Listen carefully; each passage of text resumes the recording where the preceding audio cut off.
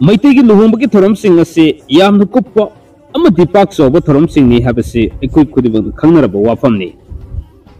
लुहोंबदा मणिपुरगी ओइना सनबी असे लम अमगा चावना खेनबसो अदम उदबा नते होय अखोयना लुहोंब चतपा मतमदा लम अमगा मखोयगी लमदि असुमना होंगी मखोयगी लमदि असुमना होंगी हाबना चिंगबा वाफम कयाम अदम अखोयना तत्तना तानरी उनरी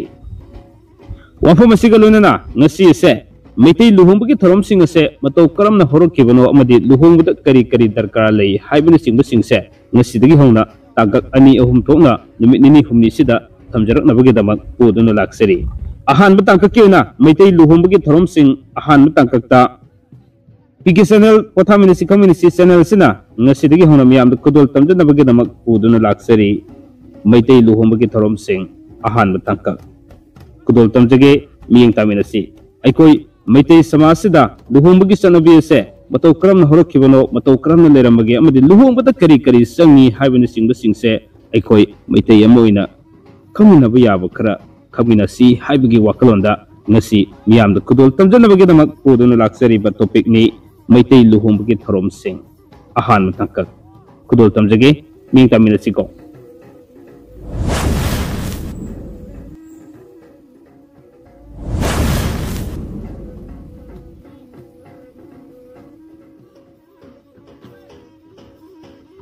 मपुंग मरै फरकलबा मियोय अमना मपुंसिगी लंबी चटमिनगदबा लंबा अमा थिरकपा हाइबसे ताइबंग पानसिदा थोरकपा ख्वाइदगी इहान हानबा लुहोंबगी नत्रगा युम पानबगी खोंथांगनि असिगुम पुंसिगी खोंथांग असिदा मियोयबगी हक्चांग कयात मानदबा मिसक अनिखक चटमिनदुना पुंसिगी हिंगनबा लानफम अमदा अवा नोंगाय सरुक यामिनदुना अमगा मखा पोनदुना अमना अमगी मतेंग पिनबगी अमदि यानब पोरक्पा अदुबो मसा मसा यानदुना लुहोंगो नत्रगा लौना लेनब हाइदुना लौई हाबसे अहानबदा थमजगे अमरोमदा लुहोंग हाबसे तोगान बा वाहंथोक कया अखंग अहिसिंगना अदुम पिनरी कुदमोइना लुहोंग हाइब वहाइसिमक्ति लु हाइबा वहाइसिगा होंग हाइब वहाइ अनिसिगा पुनसिनदुना सेमबा वहाइनी लुहोंगबा अदुबो लुहोंबा हाइबसिदा लु हाइबसि करिनो हाइबसे हाना मुक्तंग एकोय खंगिनसी लु हाइबदि मरु हाइबनि लेम्फो अदुगा होंबा हाइबदि मफम अमदगी मफम अमदा एकोय सत्खिबा ओनखिबा नत्रगदा ओमखिबा हाइबदुबो खंगनै खुनाई सिगी सदरोंदा लेसाबी अमना महाकी हौरफम ओरिबा येक सलाई युमनाक सागै अदो थादोक्तुना मपा ममा अहल लमल सीख्रबा लाइओइख्रबा मपा मपु इमुंग अमदी लाई अमसुंग लमलाई खंगना अतोप येक सलाई युमनाक सगै अमदा ओनखिबदो लुहोंखिबदो मदुबो निपा अमदा मसाना याना युम पानखिबदुबो लुहोंग खुंदोंबा नत्रगना लुहोंबा हाइदना खंगनै वाफम से यामना सुमनबो वाफमनि हाबसि अखोइना अहान नंगतदा दम लौमिनसी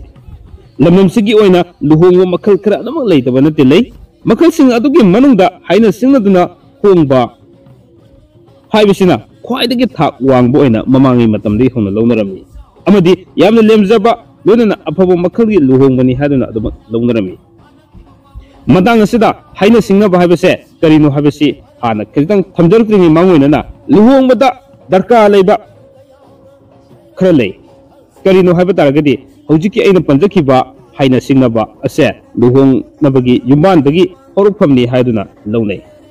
अनि सुबदा याथंग थाबा हाइबसे करिनो हाइबसिजि खोइद खंबा तंगाय फैदे लोइनना वारोय पोत पुबा लोइनना हैजिंग खराय पुबा हैजिंग पोत की ओइना हैजिंग खराय लानबा अदुगा लुहोंब नुमितकी थौरमसिंगदा करी दरकार लेबा चेंग हैबा लोइनना लई लेंबा नुपी मयुमदा अयुक्त साक पिजबा मया ओकपा कुजबा ngmu usin thaba amadi kangsubi lanaba loina leirumpi luhongbada leirumpi amasung luhongmu numitki saklen hairiba singse tangkak naina channel asina mathang manau naina thamjarakadabani adubo ngasiki tangkakta miyamda maru oina luhongbagi matangse yorotringeida mamangda leiriba condition kari no habase hana thamjage mapung oina ngasiki tangkakta haina singnaba yathang thaba amadi waroi put puba haibasi faugi tangkakto miyamda kudol tamjage aduga hayeng ani suba tangkakta haijing kharai puba amadi haijing kharai lanaba loina luhongmu numitki thorom sing kari kari no haibasingdo mathang manaw naina thamjarake madugi matungda maya okpa amadi luhongmu numitta ayukta sak pijaba loina ngamu usin thaba amadi kangsubi lanaba karigino amadi luhongmu numitta leirum phise yamna tangai phade aduna leirum phisi kaki tangka amasu tongana thamjarake loina luhongmu numikki numidang saklen sisu yamna maru oi karigi tamukta no haibase mayamna tatan hangaribo wafam kaya amaneri kudol tamjagi ko ngasigi tangkak sida mayam haina singnabase hana ai kitang khamjaba khara mayam da kudol tamjarake puni changna taminase haina singnaba haibase masa pibana sagai yumnaki yumlepnaba mapung bari faraknaba matamda mama mapa ahal lamal singna makoi na khoida zaba makutna sana warak wate mayagadaba lesabi amabo mahiron mamau oina thirakpadabo khangnai adugumba gun amata wadraba lesabido fanglaba matamda lesabigi mama mapa ahal lamal singbo pambai ama tawduna sakhang maikhangna nabo honare sakhang maikhang naraknaba honaraba matungda sakhang makhang nere adubo sakhang maikhang naraba matungda nipagi mama mapana nupi adugi mama mapada masa nupi ado imau oina pibiro haina haijaba sibo haina singnaba natragana mau haijaba haiduna kauranabe khongthang asimakti lesabi adugi amadi mahaki imung manunggi maramda khangpham thokpa khanglaba matungda sangsinba khongthangni ayambagi oina satnabida ahanba khongthangda nipagi mamana hiram masida hai singlabi nupi amabo pau puthok pusin tawnaba thamgani akonbada yanare mangol karaklo hairaba matamda wangang wata yamna hibi satnaron khangbi nupi aniga loinana nipagi mamaga punna miyoi ahum chutkani haira athum ahaw sana thaknaba polam kaya amasu pugani aduga sakhang maikhang nabagi mawong leigani hairiba wafamse mamangai matamdagi hona nupi haiba maw haiba satnabagi matamse ngalingai matamdi hona satnarammi haibase aikoina tongan ba lairik kya ninajeruba matamdasu adumak thengnari khudam oina santhong huimu leima mapari nongpan ponbi duawbagi damak koburu ningthogi masanupi koborol mamoinu namoinubu mamo uijanabagi damak haijaba chatpagi wari leitaba natte leiri asumna panthoibigi damak haira phajana sem saduna mina haina singnaba lakjingaida hana hayarunabagi damak hakiba asina matam amagi haina singnabagi mawongda leram yabasi koina khangba ngamjai nupi haiba chatpa matamda nakal animakna yamna lebak masa taba mawongda aningba apamusu phongdoknaba chatnabagi lambi se mamangai matamdagi hona leramni nupi haiba chatpa matamda ahumlakti adumak chatnai masida piraktragana mangarako machatnabasu adumak lei adubu ayambadi ahumlak subada yanabagi wafam adum lai yanabagi wafam lakpa namit adugi nupi mayum na ngasidagi nasa namo oijero haiba lanthoklagani masibu kurumba yathang thaba haidana kawnai ngasa aina mamang thakta panjakiba aina singnabagi mathangda tawgadabase yathang thabagi thoram haibado yathang thabasi karino haibasi muk tentakna thamjage hatare yathang thaba haibasi makti nahan makai nipa mayumna nupi mayumgi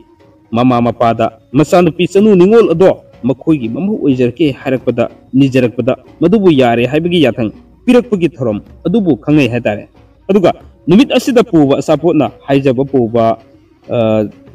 haijaba chatpada puba sapotagi hena puba haibase mamangai matamdei hona chatnarei hatare aduga asumna nuksibiraba sanbirabanina waroi potki matam lepthoknabasu adumuk yawi natragana konu numit amada amuk lepnabasu yai haibadi numituda yathang pubu numituda kari numiti khoi waroi pot pusugi haibase lepnabana ayamba oi hatare chinatragana konu numit amada khone lepasu adumuk yai haibani asa thak hairasing adugi manungda fangjaba haibadi tongan ba laiba singdudagi khwaidagi phajaba khara makoina phangjaba singdo madu luhongbada akai toi thoktanabagi damak ahanba pokpa masani pa poknabagi damakta haiduna lainitho laimarenda thongni jaduna katnabasu adumuk tongnai matang asida waroi pot puba haibase karino haibase kitang ikoi mu khangmina se hatare waripot pu haibadudi mapung oina koina nipa mayumna mamo oijagi haiduna migi masa ningol amabu haina singnaba ado nupigi mama mapana yare haibi yatang pibire haijaba sasaba tokjaba ado waloisle haibigi yamna maru oiba tangkak amani haitare sichu aduga imung anigi mioi singna mari mata sing amasung khongang leikai gi ahalamal singna khangan makoi singda khangan batan natana khongang leikai aduda leiriba pakhang de sabe sing dasu khangan be yare haibani thoromase pangthokrabadi pakhang lesa animak mabit mana soibi yadre habase mamangai matam de hon chandre amadi makoi anigi arepa leikre habase mabukta khanaraga daba matam ne haitare asumna ngasi ki tangkak asidadi waroi pot pu phaw ki tangkak asi thamjage aduga mathangi ani suba tangkak ta haijing kharai puba karigi damak puriba karamna puriba amadi haijing lanari basina karigi no ado karamna karam matam de chandra e haibe singdo mathang manaw naina thamjage madugi matung tarakpada luhong ki tangkak amuk yogjarake luhong mu numiki thorom da kari kari lai loina na nupi mayumgi da ayukta sak pijariba karigi no karam matam de hon chanare maya okpagi maya nipa lakku matam da habadi bor okpa haidun khanariba masik karigi damak tawriba no kuzabase luhong mada kuzaba yaba okpase yamna masigi afaba lambi amadi afaba wari yamna lei karam matam da karigi damak kuzapose puriba no haibna singba singje mathang manaw naina dam aikoi khangminabagi tanjada longminase aduga yamna maru oiba amana luhongba matam da ngamu usin thabase yamna tangai phadaba yamna maru oiba posa amani masina karigi damak ta tawriba no haibdusu mathangi takakta mathang manaw naina kudol tamjarake aduga tangsubi lana haibasiso yamna maru oiba mani luhongma numiki luhongma lorga kona borkana da kaina gi mayum changraga tangsubi lana bagi sanbi leriba aduga sita sunadana yamna maru oribadi luhongmada leirum phise yamna maru oibam oi masik karigi damuktano haibasiso ikoi khangina ba yai aduga luhongma nongan bagi dai mamang thakta thamjakre aduga luhongma numit ki halaga chaklen se masisu yamna maru oibilei amadi mangani sakau busina karigi damukta kari wahan thokta mangani sakau bu toram libano haibele chingba singdo tangkak naina damuk thamjarake ngasigi damuktadi thamjariba aikoi maitai gi luhongmagi chanabi se ahan tangkak se matang asaida tensin janabagi tanjada longjage aina hairappa matamda soi khiba lan khiba wahibata yarogasu akang ai singna adumak comment box sumthokmina duna aikoi khurimak yengbiriba miyeng tabiriba khwai khurimak hena khangbada mateng oiminasi haiba wafam thamjaraga ngasigi tangk ahan tangkak sidi audio oina mayamda lanthokjarabani masigi damak indabagi damak ta sanjo aiduna su thamjari aroi bida amukasana thagasaba phondokjari kanglei pakna yai fure